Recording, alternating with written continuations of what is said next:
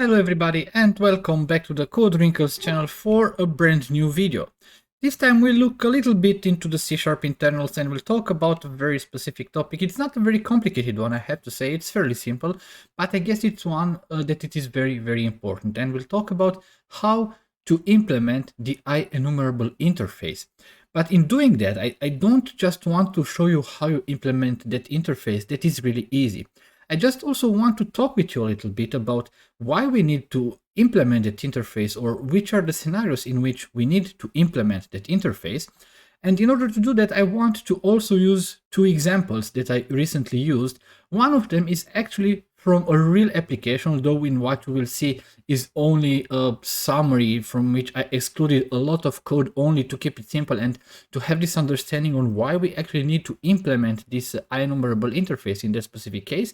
And the other one is actually taken from a series of live coding sessions that I did both here on YouTube, but also simultaneously on my Twitch channel, that you can check out very easily. We have two sessions so far, and we have tried to implement a custom data type, which is the vector data type. And that's actually also the point with which I would like to begin. So let's move over to Visual Studio and look a little bit into what we have here. And this is a very basic setup of what we did actually in those two live coding sessions. And if you want to check them out, I will leave you the videos or the link to the videos in the description of this video, so you can go over and have a look at it. But the idea is that what we wanted to do is to implement this custom data type, which is a vector.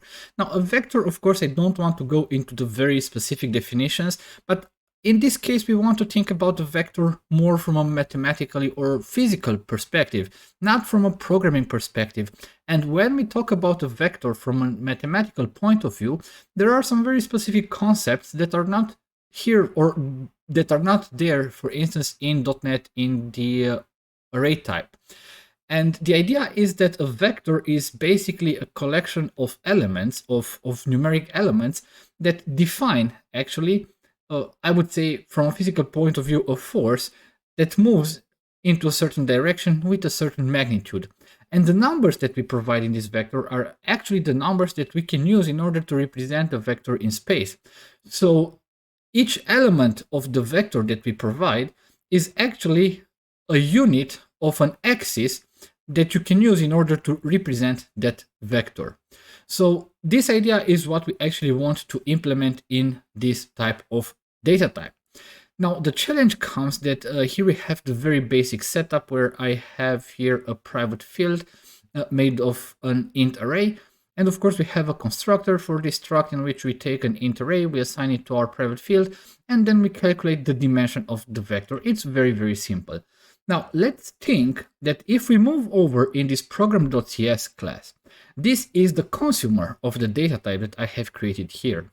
And what I've done here, of course, I have created a new vector, and the variable name for that vector is v1.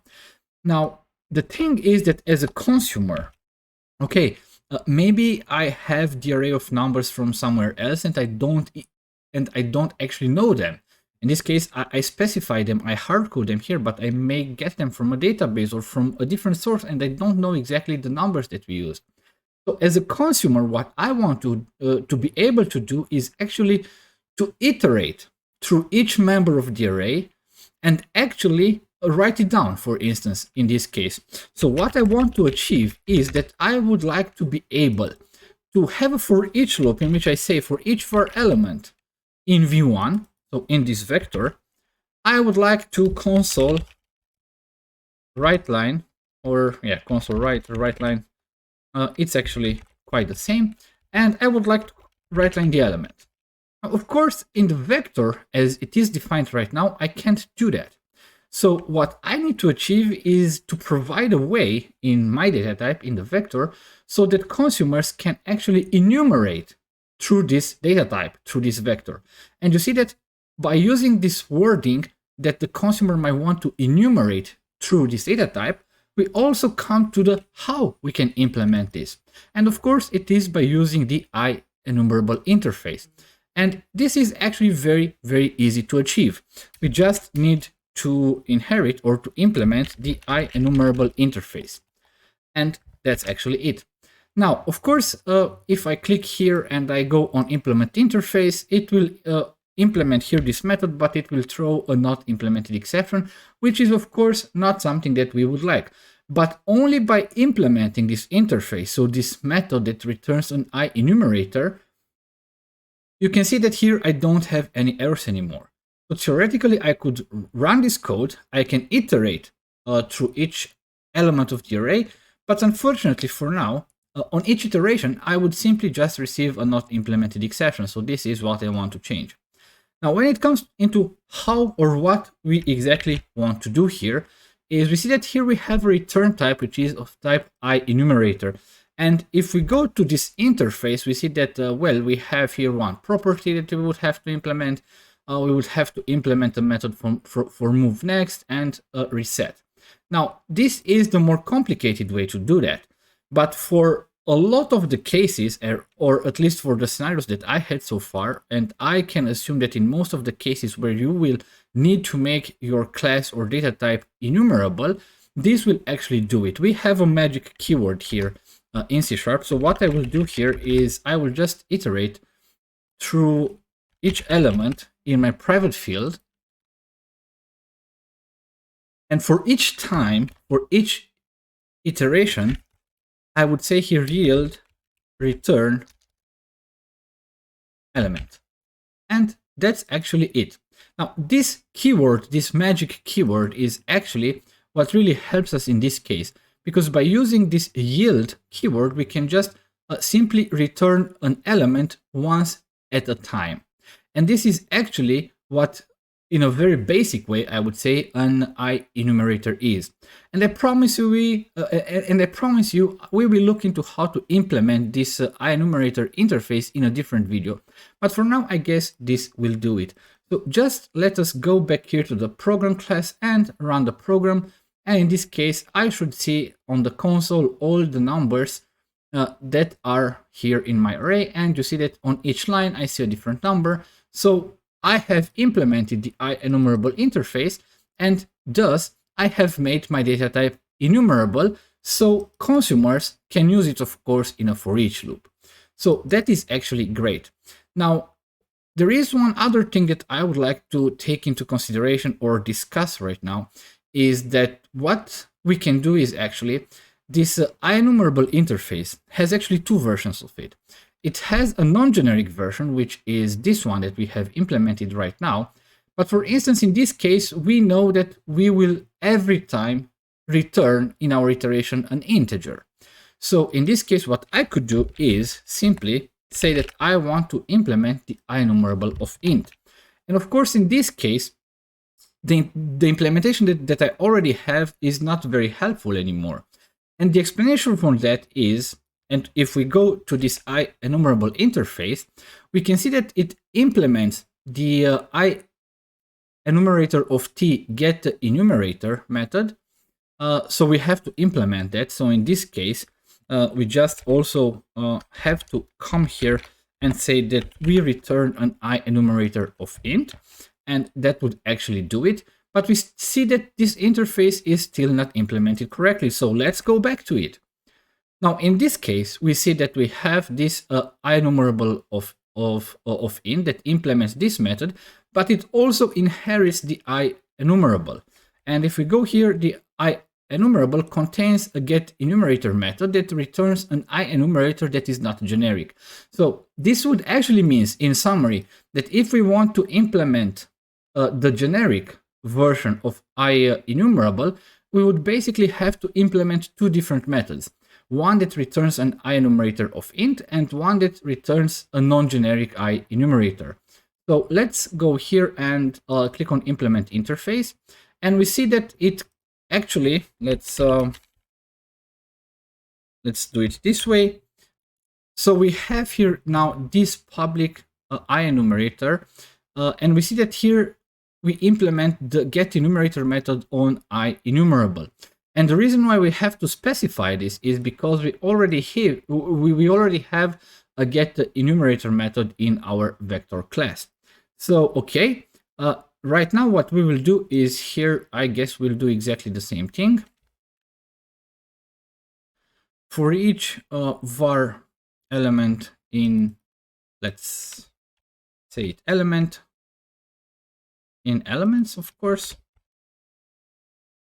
we will just yield return element. And theoretically, that should actually do it. Let's see what's this error still. The modifier public is not valid on this item. Okay. Correct. So we have to implement it this way. And right now you see that the error actually goes away. And in fact, you will see that right now we still have only this method that is called by our consumer, because we know that this is right now a vector that will return an int. But once again, if you want to implement the generic version of the IEnumerable interface, the only thing you have to think about is that you would also have to implement a generic IEnumerator return type. In this case, it would return int, but you would also have to implement the non-generic one. And in that case, when you specify the method name, you also have to fully qualify it and say that you want to run the getEnumerator on the IEnumerable or from the IEnumerable interface. And that's actually it. Let's run this program again, and we'll see that, yeah, of course, we have here 1, 23, and 45, and that's it. We have right now implemented the IEnumerable interface on our custom data type that is called a vector. And I promised you that I will show you 2 different examples so that you can make yourself up an idea on which might be some scenarios where you want to implement this IEnumerable interface. So let's switch over to a new program and let's see why we need to implement IEnumerable there. So here we are. This is a new project, and as said, this is something that I have actually stripped out from a real project that I'm working on right now on the job with a customer. And we have started something from scratch, and one thing that we wanted to implement was logging. And it was, of course, an ASP.NET Core application. And when it comes about logging, the idea is that in most of the cases, when you do logging, those logs will end up somewhere in, I don't know, some log aggregation service like Azure App Insights or Log Analytics, or even other services like Secu or Elmach, or there are plenty of them out there. Now, the idea is that when you do the logging, actually when you do demos and tutorials, you simply use some log information, something went wrong and things like that. But when you actually do logging in a real application, you want with each log to capture some additional information about the context in which that problem or that log entry happened, like capturing, for instance, the server name that generated that log, because you might have the application that is running on 2 nodes, for instance, or 3 or 4. Then maybe the environment, or then maybe the app name. But for instance, if you do some real logs, this would be, so for this I have created an abstract class called log, in which I have specified some properties that should be common for all type of logs that we have, like the server name, the environment, and the app name, which is fairly clear. But then we have really some other type of logs, like concrete types, which is, for instance, this application log. And yeah, here you already had a small preview on what we want to do here is, but the idea is that this application log basically inherits the base class, the abstract class, which is called log, but it also adds some other information to it, like for instance, in which controller a certain log happened, in which action, and what injected services, for instance, we had in that specific controller. And the same way we have here this this HTTP response log that once again inherits the abstract class log, but it also adds some separate members. Now, when it comes to the logging part, and here I go to this program.cs class and I try to kind of like simulate a logging system. And for instance, I create a new app log with this specific information, and I create a new HTTP log. But then all logs end up basically in a queue and they are sent somewhere. So we have here a list of log, and we add the app log and the HTTP log. Now, when it comes to really logging them and writing them down, what we have to do, of course, is we need to go through each element of that list. And then for each property, we just want to have this key value pair, like the property name and the value. Now, the idea here is that, of course, the application log has some properties, the HTTP response log has some other properties, we might have some log specific for the repositories or for other services, and it could go on and on and on. But the idea is that when we write these logs, we need a mechanism in order to iterate, and no matter what different properties these different log types have, we need to write them all down. So of course, in this case, that's a very clear scenario that we need to implement this IEnumerable, because I want to go through all the properties in that specific log and I want to write them down. And what I want to say here is, of course, you could achieve this also using reflection. I'm fully aware of that.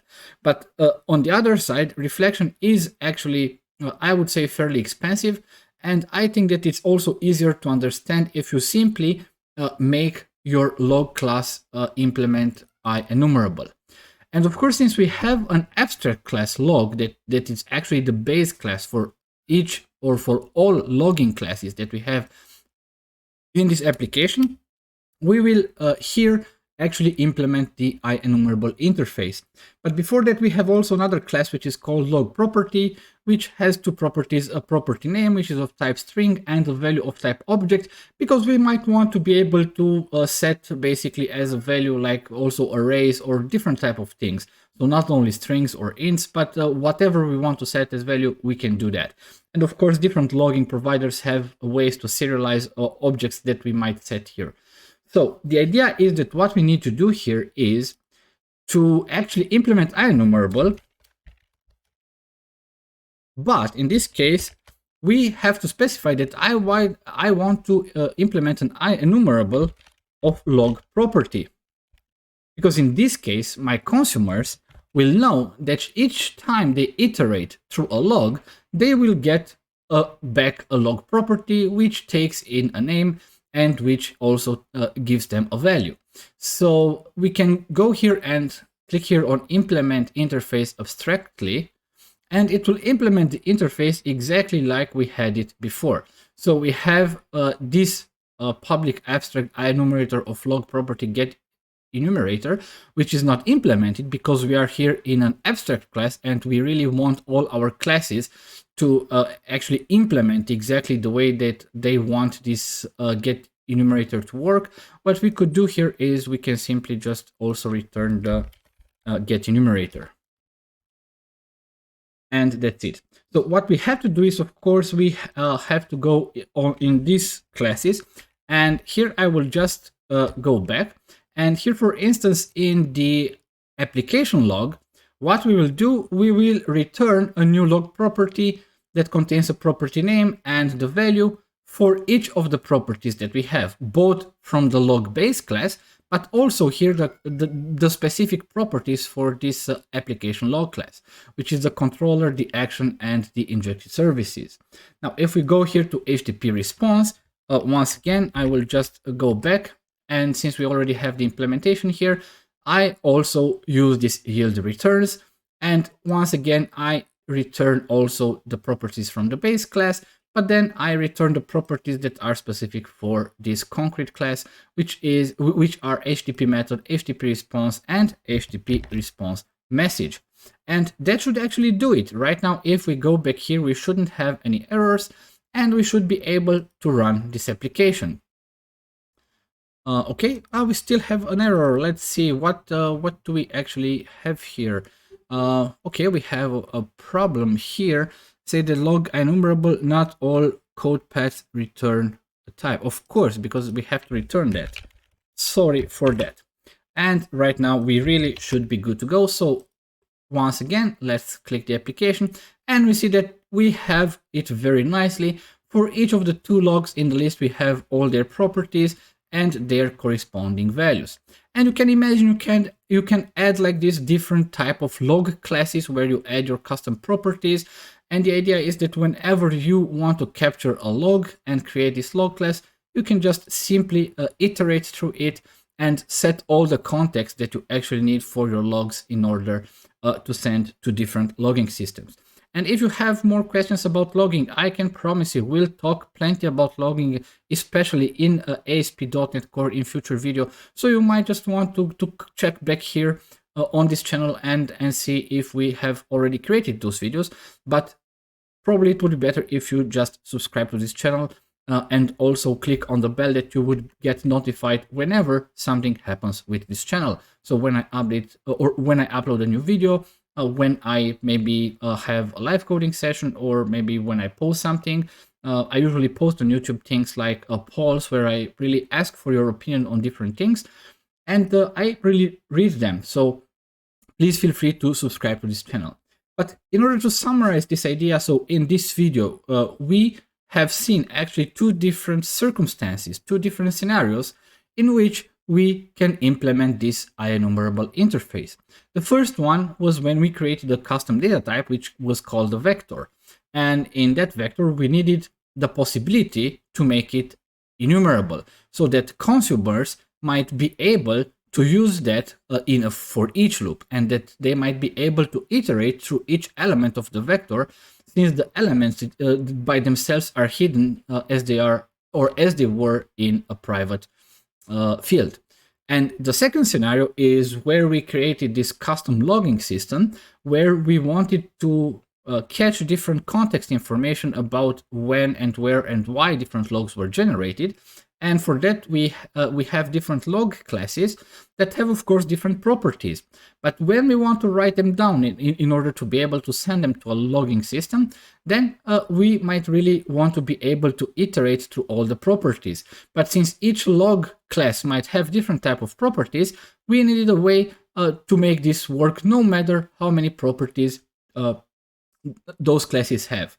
And in this case, we have implemented IEnumerable of log property on the log base class, which is an abstract class, and therefore, of course, we needed to implement or to provide an implementation for this getEnumerator method in each of the log classes.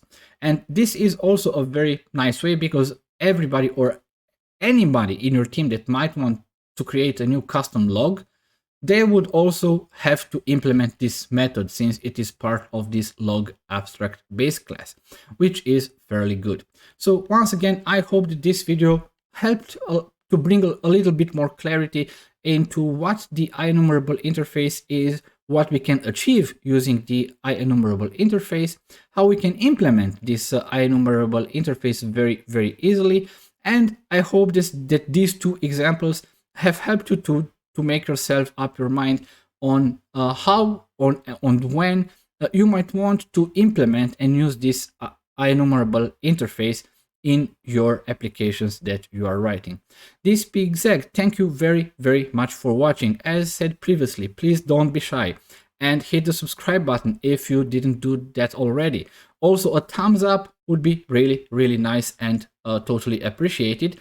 And especially if you enjoyed this video, and if you know somebody that might benefit from this information that we have here, then just feel free to share this video wherever you want, through email, social media, and things like that. I would be forever grateful for you if you do that. Once again, thank you very much for watching, and until the next time, I wish you the very best.